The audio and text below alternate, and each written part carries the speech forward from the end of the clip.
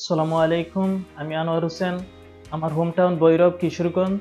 আজকে আমি আমার পাসপোর্ট বিএফএস থেকে কালেক্ট করেছি এবং আলহামদুলিল্লাহ আমি ইতালিয়ান ভিসা পেয়েছি স্টুডেন্ট ভিসায় এবং আমার এই ভিসা প্রাপ্তিতে সানরাইজ কনসালটেন্সি আমাকে অনেক হেল্প করেছে।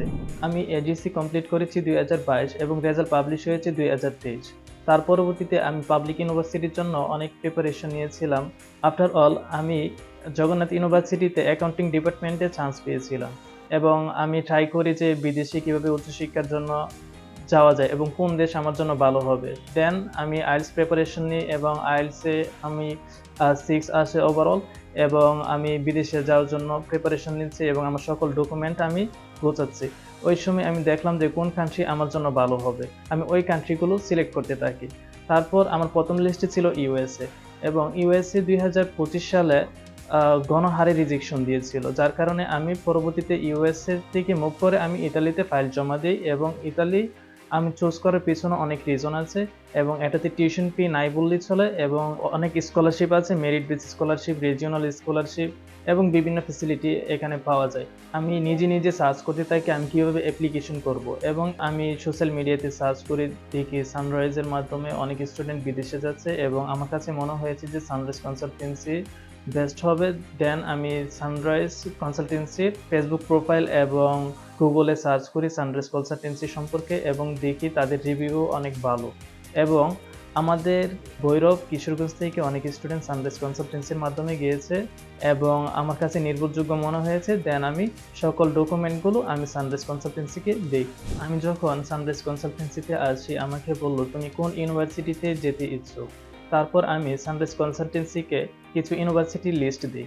লিস্ট দেওয়ার পরবর্তীতে তারা এই ইউনিভার্সিটিগুলোতে আমাকে অ্যাপ্লিকেশন করায় এবং পরবর্তীতে আমার ভালো ভালো ইউনিভার্সিটি থেকে আমার অফার লেটার আসে। প্রথমে আমার পাভিয়ার থেকে অফার লেটার আসে, দ্বিতীয়ত আমার অফার লেটার আসে ক্যাসিনো থেকে, পরবর্তীতে আমার অফার লেটার আসে কাপুস্কার ইউনিভার্সিটি অফ ভেনিস এবং আমি এই তিনটার মধ্যে কাপুস্কার ইউনিভার্সিটি অফ ভেনিস চুজ করিলাম এবং এই ইউনিভার্সিটি চুজ করার পেছনে অনেক রিজন আছে। এই ইউনিভার্সিটি অনেক ভালো ফেসিলিটি দিয়ে থাকে, এখানে মেরিট বেস স্কলারশিপ আছে, রিজিওনাল স্কলারশিপ আছে এবং আমি টলক এক্সাম দিই এবং টলক এক্সামের আমাকে সানরাইজ কনসালটেন্সি গাইডলাইন দিয়েছে এবং আমাকে অনেক সাপোর্ট করেছে এবং এই টলক এক্সামের রেজাল্ট আমার ইউনিভার্সিটিতে সাবমিট করা হয়। পরবর্তীতে আমি ফাইনাল অ্যাডমিশন লেটার পাই কাপুস্কার ইউনিভার্সিটি থেকে। আমার সাবজেক্ট ছিল কাপুস্কার ইউনিভার্সিটিতে বিজনেস অ্যাডমিনিস্ট্রেশন অ্যান্ড ম্যানেজমেন্ট। এই ইউনিভার্সিটিতে আমি দেখেছি যে 7,000 এর মধ্যে রিজিওনাল স্কলারশিপ দেওয়া হয়।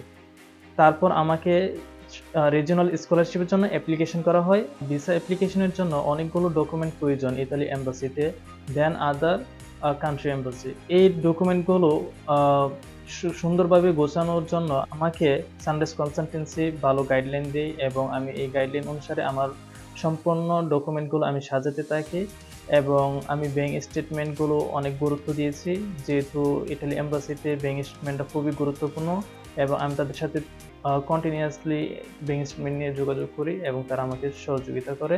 সমস্ত ডকুমেন্ট রেডি হওয়ার পর অ্যাপয়েন্টমেন্ট ডেট অনুসারে আমি আমার ফাইল বিএফএসে জমা দিই। ফাইল জমা দেওয়ার 1.5 মাস পর পাসপোর্ট কালেকশনের মেইল আসে এবং আমি আমার পাসপোর্ট বিএফএস থেকে কালেক্ট করি। এই হচ্ছে আমার ভিসা এবং আমি আমার কাঙ্ক্ষিত দেশে ফ্লাই করব এবং এই জার্নিতে সানরাইজ কনসালটেন্সি আমাকে অনেক সহযোগিতা করেছে এবং আমি সানরাইজ কনসালটেন্সিকে অনেক ধন্যবাদ জানাই এবং আমি সানরাইজ কনসালটেন্সির কাছে অনেক কৃতজ্ঞ।